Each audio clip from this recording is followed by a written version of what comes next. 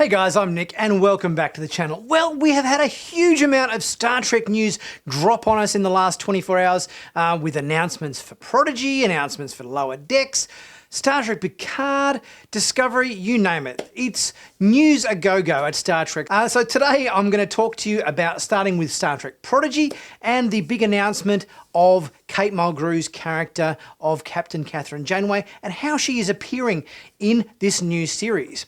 So starting off with Star Trek Prodigy, it was announced at the first Contact Day event that Captain Janeway's character in Prodigy will in fact be a hologram. Now, initially I thought it would be like basically what they'd set up in Voyager, like the ECH, the Emergency Command Hologram that the Doctor had kind of set up, but it transferred into Janeway's visage. But that's essentially what the case is, except they've named it the Emergency Training Hologram. We also got to see a first look at what Janeway is going to look like in this series.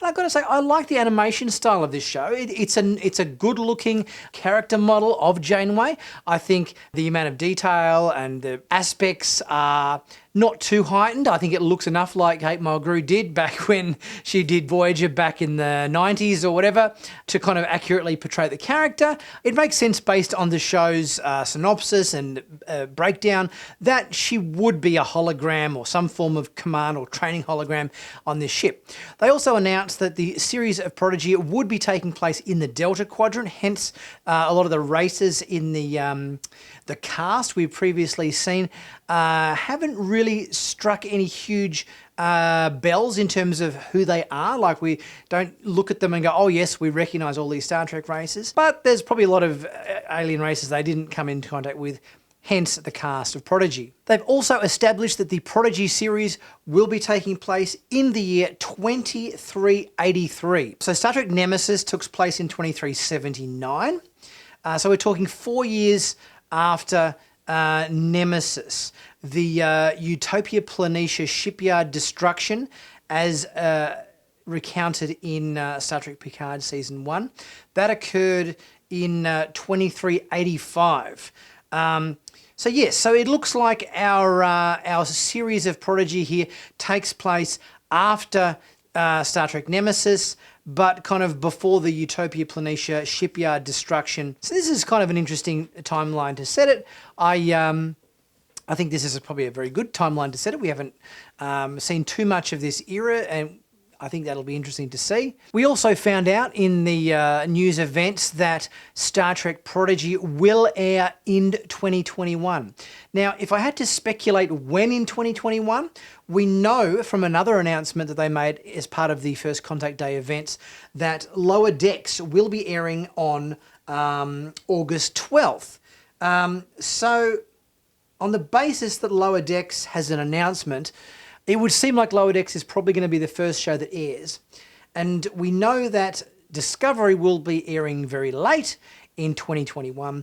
Therefore, I'd probably say it makes sense that Prodigy will probably air after Lower Decks, but before Discovery. So based on the fact that Lower Decks is airing on August 12th and it's going to have a 10-episode season, we're probably looking at mid to late October for Prodigy if it was going to air after Lower Decks, and then I guess probably December perhaps for Discovery Season 4. And the next bit of news I'm chatting about is the release of Lower Decks Season 2.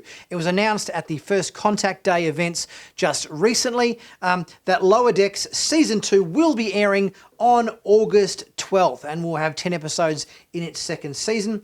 We've got a trailer to look at. Let's take a look at the shots from this trailer bit by bit and see what we can unpack and learn about what we might expect for Season 2 of Lower Decks. Well, the trailer opens with a nice shot of the USS Cerritos, followed by Mariner saying, "What up, are we doing some sci-fi stuff today?" Next we get a shot of a Miranda-class starship under attack by an unknown enemy.